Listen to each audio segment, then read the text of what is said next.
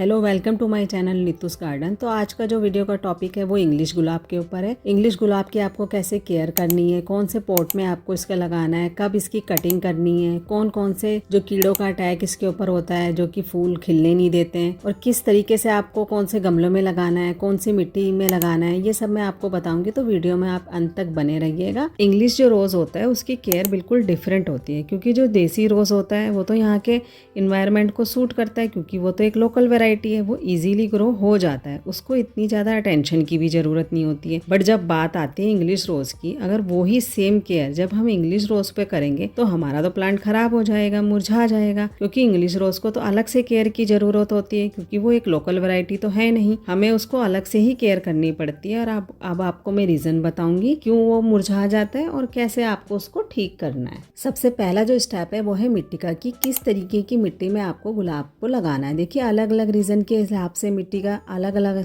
Type आता है। कहीं पे ये रेड सॉइल में अच्छे से चल जाते हैं, कहीं पर ये ब्लैक सॉइल में अच्छे से चल जाते हैं। तो मैं तो आपको अपने रीजन के हिसाब से बताऊंगी कि हमारे यहाँ पर किस तरीके की मिट्टी में गुलाब अच्छे से चलेगा। देखिए, यहाँ के मैं अपने क्लाइमेट के हिसाब से बता रही हूँ कि ये जो भुरभुरी मिट्टी होती है, नॉर्मल जो गार्डन सॉइल होती है, उसमें ये आसानी से चल जाते हैं। अगर आपके पास भुरभुरी मिट्टी नहीं है तो आप उसके अंदर थोड़ा सैंड मिला सकते हैं, उससे भी ये मिट्टी भुरभुरी हो जाएगी। और उसके अलावा आप इसके अंदर थोड़ा वर्मी कंपोस्ट जरूर ऐड करिए। उसका बेनिफिट क्या होगा वर्मी कंपोस्ट को ऐड करने से? उससे ये होगा कि जो अर्थवॉर्म होंगे वो मिट्टी को खाएंगे। उससे क्या होगा कि मिट्टी का जो एयर सर्कुलेशन है वो बना रहेगा, मिट्टी भुरभुरी हो जाएगी। अगर आपकी मिट्टी जल्दी जल्दी सूख जाती है तो आप उसके अंदर मॉइस्चर रिटेन करने के लिए थोड़ा सा कोकोपीट भी ऐड कर सकते। नेक्स्ट स्टेप है कि हमें रोज का प्लांट कौन से पॉट में लगाना चाहिए और कितने बड़े साइज के पॉट में आपको लगाना है इसको।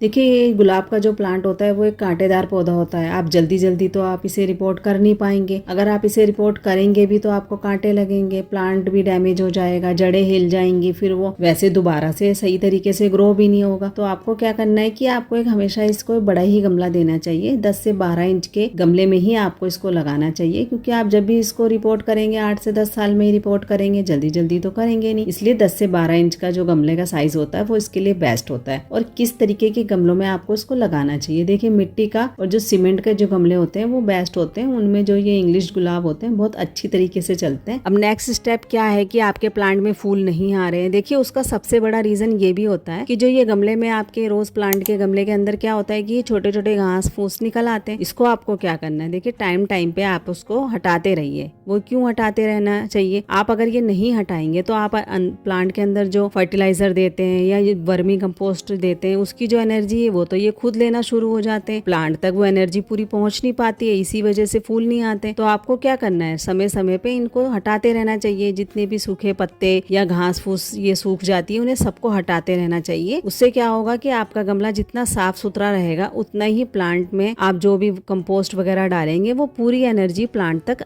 आराम से पहुंच जाएगी। अब नेक्स्ट स्टेप है कि आपको गुड़ाई कब करनी है, कितनी करनी है और क्यों करनी है। देखिए, गुड़ाई आपको हमेशा इसमें रेगुलर नहीं करनी है। गुड़ाई आपको जब ही करनी है जब आप इसके अंदर कोई कंपोस्ट या कोई फर्टिलाइज़र दे रहे हैं।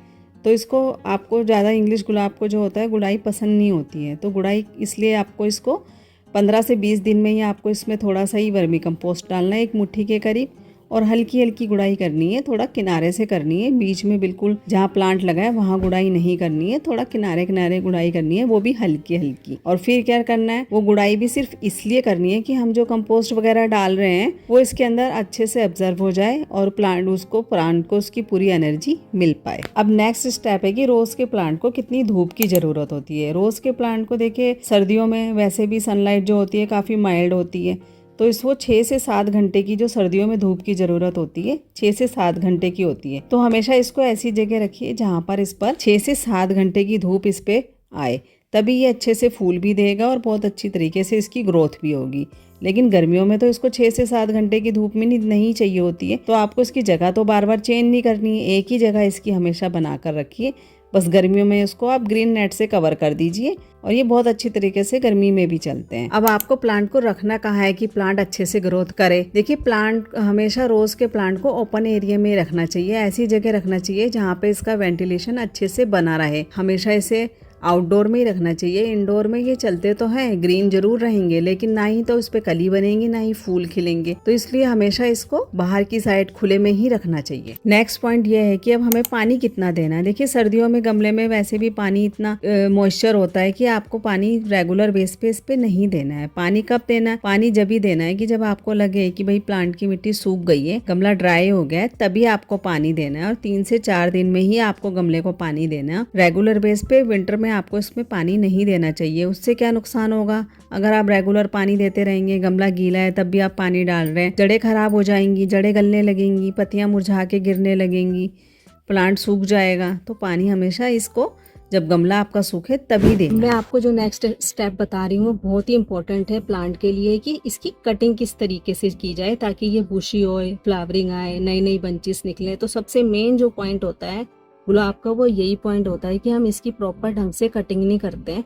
नई नई ब्रांच निकल नहीं पाती है, एक दो डंडी ही निकल के रह जाती है। तो कटिंग करने का सही तरीका है। देखिए ये फूल देखें, यहाँ से प्लांट हट चुका है, यहाँ से फूल हो गया है।